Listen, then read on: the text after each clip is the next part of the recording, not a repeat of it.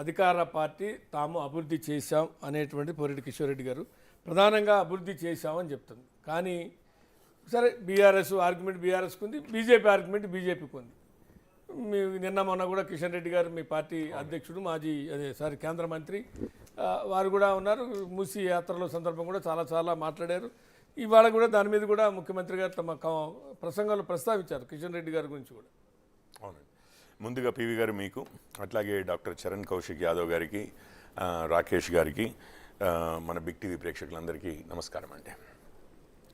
ఇప్పటికీ 11 నెలలు అవుతోంది. ఇంకొక 2 వారాలు అయితే సంవత్సరం పూర్తి చేసుకుంటుంది. కాంగ్రెస్ ప్రభుత్వం అధికారంలోకి వచ్చే 2-3 వారాల్లో డిసెంబర్ 7వ తారీఖు నాడు ముఖ్యమంత్రి గారు ప్రమాణ స్వీకారం చేశారు. ఇంకో వచ్చే డిసెంబర్ 7కి ఒక సంవత్సరం నిండుతుంది. అయితే నేను ఇప్పుడు కొలమానంగా వారు ఏం చేశారు అన్నదానికి కొలమానంగా వారు ఏం చెప్పారు అన్నదే తీసుకుంటాను సార్. నేను మా ఆశలేంటి, తెలంగాణ ప్రభుత్వం నుంచి తెలంగాణ ప్రభుత్వం అసలు ఏం చేస్తే బాగుంటుంది అని మా ఆశల గురించి పక్కకు పెట్టండి. రేవంత్ రెడ్డి గారి ఆశలు ఏముండేవి? రేవంత్ గారు అసలు తెలంగాణలో ప్రజలకు ఇగో ఇవి చేస్తే బాగుంటుంది అండ్ మేము చేస్తాము, ఆ ఆశలు నెరవేరుస్తాము అని చెప్పి వచ్చారు కదా అధికారంలోకి. వారు చెప్పినవి వాటికే కులమానంగా తీసుకుని, వారు చెప్పిన మాటలనే కులమానంగా తీసుకుని ఇప్పుడు 100 రోజుల్లో 6 గ్యారెంటీలు అన్నారు. అందులో 13 హామీలు ఉన్నాయి.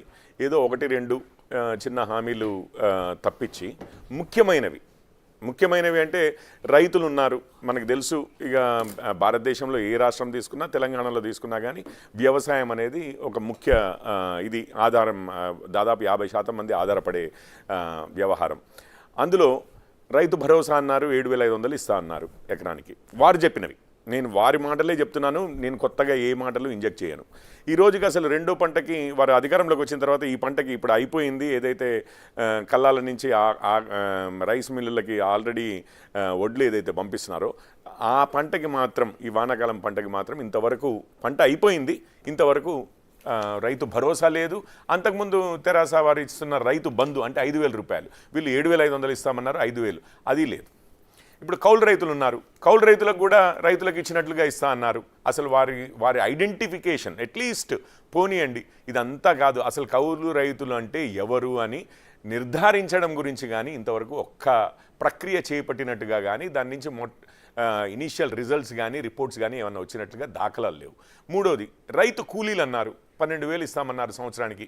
వారి గురించి కూడా అసలు ఎవరు రైతు కూలీలు, మన రాష్ట్రంలో ఎంతమంది ఉన్నారు అన్న సంఖ్య మీద కూడా ఇంతవరకు పెదవి విప్పలేదు మన ముఖ్యమంత్రి గారు.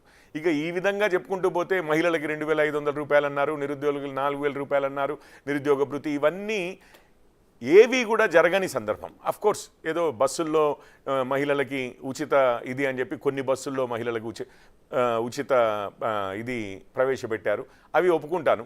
ఏది 1-2 చిన్నవి, వాటి వల్ల వస్తున్న కష్టాలతో ఇప్పుడు ఆటో డ్రైవర్లు అని చెప్పి మన కౌశిక్ గారు చెప్పారు. వాళ్ళకు వచ్చిన కష్టాలని మళ్ళీ సాల్వ్ చేయడానికి ఏంటి ఒక ప్రణాళిక, ఇంకొకటి ఏమైనా ఉందా అని అంటే మళ్ళీ దాని గురించి పెద్దగా ఏమీ వ్యవహారం తీసుకున్నట్లేదు. వాళ్ళు ఇంకా సఫర్ అవుతున్నారు అనేది మనకు క్లియర్గా తెలుస్తుంది.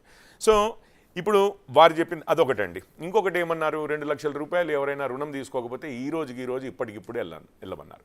వారు చెప్పిన లెక్కలే చెప్తున్నాను, 31,000 కోట్లు అన్నారు. అప్పటికి అన్నీ తగ్గించి బ్యాంకర్లు 50,000 కోట్ల దాకా చెప్తే అట్లీస్ట్ గవర్నమెంట్ అయితే రేవంత్ రెడ్డి గారు అయితే 31,000 కోట్లది ఒక్క దీంట్లో మాఫీ చేస్తాము అని చెప్పి అందరి దేవుళ్ళ మీద ఒట్లేశారు.